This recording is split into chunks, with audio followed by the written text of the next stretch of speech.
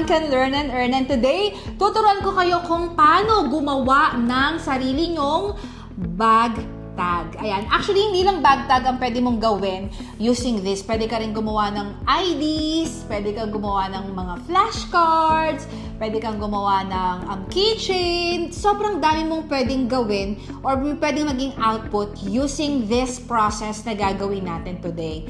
Okay, so ang gagamitin natin ay simpleng-simple lang naman, no? If ito ay given na meron ka na ng printer na kailangan natin. So, ang materials na kailangan natin for this is, of course, we need to have this PVC, inkjet PVC card. So, ano bang itsura nito? Alam niyo yung mga yung IDs, gano'n yung ginagamit sa school, sa company, ganyan. So, ano siya, di ba?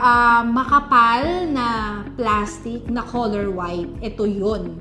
Okay, so before, meron din ganito na A4 sheet, tapos kailangan mo siyang i-cut, kailangan mong i-laminate, may ipipil ka pa.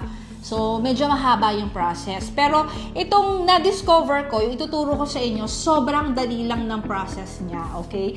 Because, first, wala ka ng cutting na gagawin dahil ito ay pre-cut na. Ibig sabihin ng pre-cut, ayan, size na siya ng ID. Ito siya. Color white, okay? So na-skip na yon yung part na magka-cut ka. Second is, na-skip mo na rin yung paglalaminate at pagtatanggal nung sheet, okay, sa ibabaw. Dahil, again, this is printable na siya. Okay, so, isasalpak mo na lang siya sa printer at ipiprint niya na diretso yung design mo. So, nakatipid ka rin ng energy sa paglalaminate and all. So, ang kailangan mo for this is hindi basta-bastang printer. Of course, it's an inkjet printer. Pero kailangan mo yung tinatawag nating PVC tray at ito naman yon. Ayan. So, this PVC tray, ito ay compatible lang sa Epson L8050. Okay? Or yung tinatawag nating L805. So, ilalagay ko yung link sa baba kung saan ko nabili yung sa akin. So, itong si Epson L8050, ginagamit ko to sa pang-print ng mga paper products. And, ang main purpose niya talaga is kapag nagpiprint ako sa PVC cards, which is this. Okay, so yung Epson L8050 ko ay inkjet printer. So, hindi siya sublimation, hindi pigment, inkjet siya. So, ibig sabihin, regular office printer siya. Okay, so this PVC tray, yung iba, may kasama ng PVC tray kapag bumili ka ng printer na yon. Pero meron din namang ibang store na kailangan mo bilhin separately yung PVC tray. Okay, so ito naman ay included na doon sa printer na nabili ko, which is the Epson L8050. So, ipapakita ko sa inyo mamaya yung setup kung paano yan ginagawa. And, yun lang yung kailangan mo. PVC PVC card, the PVC tray, and yung Epson L8050. And that's it. Makakapag-print ka na ng parang mga IDs talaga. Ayan. So, wag naman kayo gumawa ng mga IDs. Baka mamaya gumawa ka ng fake na employee ID. Ayan. So, wag naman. Okay. Pero ako, yung isa sa mga output na ginawa ko using this is gumawa ko ng flashcards for Joy. Okay. So, meron din akong isa pang ginawa na for numbers naman and mga Tagalog na vocabs. Ayan. So, ginamit ko siya pang flashcards. Okay. But ipapakita ko sa inyo is pwede siyang gawing keychain and pwede siyang gawing bag tag. So, ipapakita ko sa inyo yung exact process on how I do it. On our computer, we'll use the app na tinatawag na Epson Photo Plus. Ito, Epson Photo Plus. So, ilalagay ko sa description box yung link kung saan to din na-download. Pero, actually, nakukuha lang to sa website ng Epson. So, you need to install this on your computer and then follow mo lang yung prompt at pag na-install na siya, open lang natin and then ito na yung next step. On our screen, you'll see here options pero ang kailangan natin gawin is yung ID card. So, we'll click on this and then ito yung size ng ating PVC card. That's 54 by 86 millimeter. Okay? And then, pipiliin mo if you want it portrait or landscape. So, i-click mo lang yan. Pero, since we'll be using portrait, ito yung pinili natin. And then, I want it two-sided because we will be creating a bag tag. Okay, so click on select and print image. Ngayon, kukunin natin yung design na kailangan natin. So, pupunta tayo sa aking downloads folder and then let's click on this. Ito yung ating front and then ito naman yung back and then another file, front and then another file, back, and then click OK. So, makikita nyo, we have here excess na line kasi A4 size yung ginamit natin sa Canva. Pero don't worry kasi pwede naman nating i-adjust itong ating design hanggang sa wala tayong makitang parang border. So, i-adjust mo lang yan. Click mo lang yung square. Ayan, yung square sa 4 na sulok. So, click mo to and adjust. Ayan.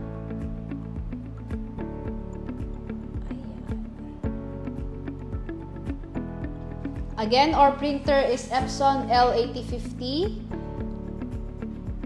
On that, and then we have the disc and ID tray. Ang size ng ating canvas is, ng card is 54 by 86 mm.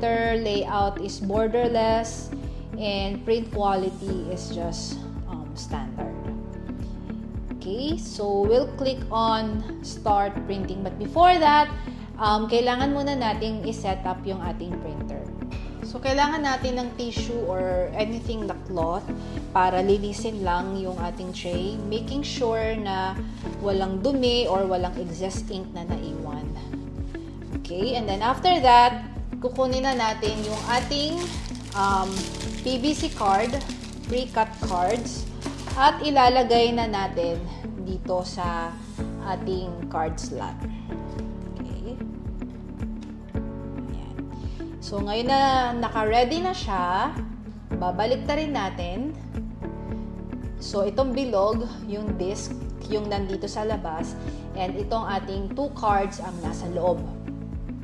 Okay? So, for this, again, this is the Epson L8050. Make sure na yung ating tray ay naka-close.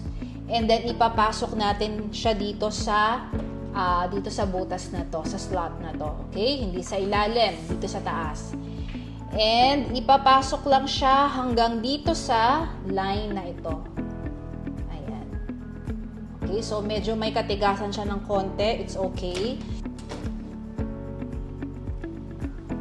So hanggang dito tayo sa line. Okay, wag lalagpas. And then ngayon na na-set up na natin yung printer, babalik tayo sa ating Epson Photo Plus and we'll click on Start Printing. Start Printing. Okay. On Resume. I-click natin tong pang-4 na icon, which is yung triangle na nakabaliktad. And it will start printing.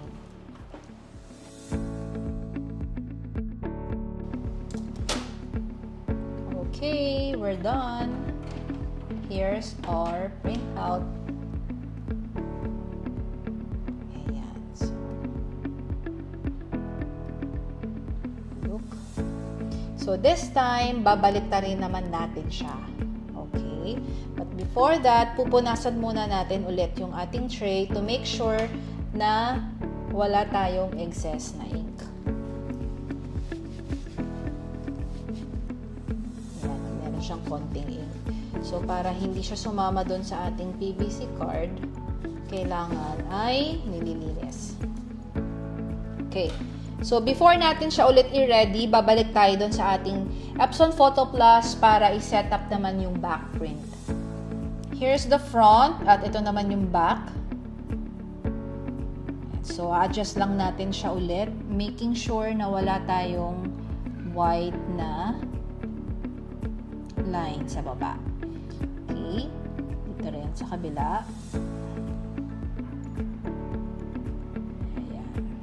Kanina, we have here, di ba? So, may number siya 1 and 2. Make sure na hindi mo mababaliktad. So, ito yung pink natin na design. So, dito siya sa slot 1. And then, yung second design is this one. Ito naman lalagay natin sa slot 2. So, same process lang. Ipapasok ulit natin to sa printer.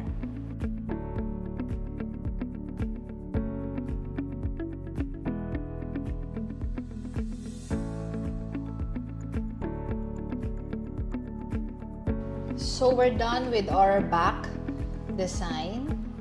Ayan. So,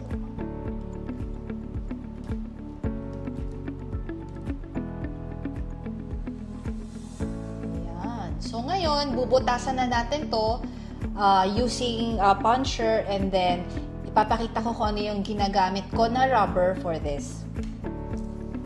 This time, gagamit tayo ng puncher para butasan ang ating PVC card. So, this is a corner cutter and a slot punching puncher. Okay? So, ang gagamitin natin ay ito, yung pambutas ng PVC card. So, ipapasok lang natin siya dito. Meron tayo ditong guide to make sure na pantay yung ating butas. So, pag pantay na yan, papunch mo lang.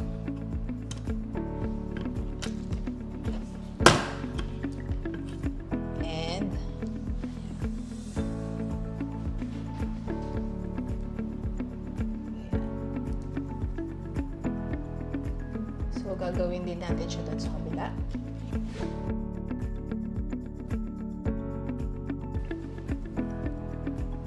And gagamit tayo ng rubber loop for this. This is rubber loop for bag tag.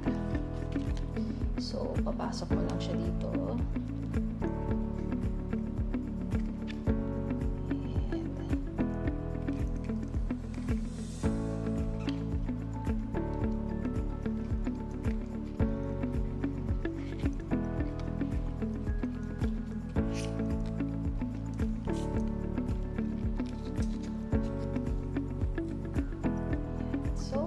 You have a bag tag na pwede mo din gawing keychain.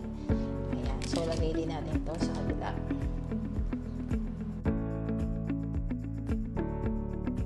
Perfect to for mga back-to-school bundle, or if you are personalizing mga bag tags or keychain. So, this is the perfect project for you. Ayan. So, ipapakita ko pa ibang designs. So, here are some of my outputs using this Epson L8050. So, if you're into paper products and at the same time gusto mong gumawa ng mga personalized bag tags or pwedeng mga flashcards or IDs or whatever product na pwede mong isipin na pasok dito, then I highly recommend this Epson L8050. I think this is the only printer na may ganitong feature na pwede kang mag-print directly sa PVC card. So, kaya ko to binili, this Epson L8050, for the sole purpose of that. So that I can directly print sa mga PVC cards. So, like this one, ito yung ginawa natin, and especially now na magva-Valentine's na, so magandang pang-gift din yung mga personalized na mga bag tags like this. So you can, or mga keychains, ayan. So pwede mo ring ilagay yung QR ng business mo, or pwedeng meron ding Spotify code, ayan, to make it more wow, diba? And interactive. So this is pictures ng aking mga anak. Ayan, si Faith, Hope, Grace, and Joy. Ayan. So, yes, pwedeng personalize. And this one is yung aking luggage tag naman. Ayan, para hindi na mawawala. Ayan, ito siya. Ito yung tama. Ayan, wala siyang border kasi ito may border. Ayan.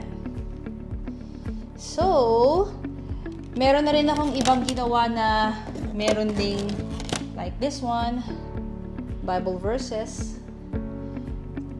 This is kay Hope naman. Look, ang ganda ng output niya. Okay, and meron din akong ginawang mga flashcards for Joy using PVC card. Kaya ko siya nagustuhan kasi ang kapal ng material niya, and kahit matalsikan siya ng tubig or what. So hindi siya nagsasmudge. So, I'm thinking na magagamit pa to ng matagal ng mga anak ko. So, baliktaran din siya. Ay, hindi. Ito pala yung baliktaran. So, ito yung numbers in Tagalog. Ayan. Look, ang ganda ng print niya. So, it's makapal. And, ito yung sinabi kong baliktaran. So, pusa. Aso, bola, yan. So, ito yung ginawa kong flashcard naman na Filipino flashcard for Joy. And I also have here another flashcard. Di man halata na mahilig ako sa mga flashcards. So, ito naman, alphabet naman, pero in English naman siya. So, this flashcard is available for free. Ayan. So, pwede mo siyang i-download doon sa aking YouTube tutorial na one hole puncher. Ayan, yung binding technique na one hole puncher. So, pinamigay ko to for free. Okay? So, ilalagay ko din yung link sa baba just in case you want to check.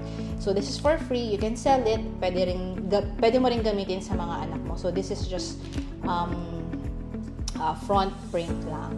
But these cards na pinakita ko kanina, ito ay available naman sa aking e-commerce store. Pwede mo yung bilhin. Sobrang minimalist lang siya. And kaya ko siya nagustuhan kasi it's Filipino. Of course, bihira yung mga flashcards na Filipino. Most of the time, puro English. And this one then ay for sale sa aking e-commerce store. But of course, for this YouTube tutorial, free ang ating templates. So this one, and this one. Ayan. So you'll get 4 templates. So we have this one, the chic travel bag tag, and of course this one, it's a Intax Intax na drag and drop template. Ayan. And of course this year I want to 2026 New Year's resolution. And of course, rejoice in the Lord always. Ayan. So, may editable template na to para pwede mong palitan yung names, saka yung details, and yung pictures. Ayan. So, ang ganda ng output natin using Epson L8050.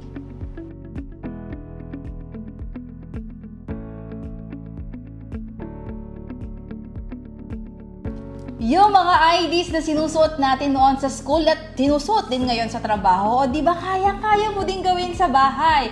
So, medyo mag-i-invest ka lang talaga sa printer, pero that printer is bukod sa makakapag-print siya ng mga notebooks, journals, and other paper products, kaya din niyang mag-print directly sa PVC card.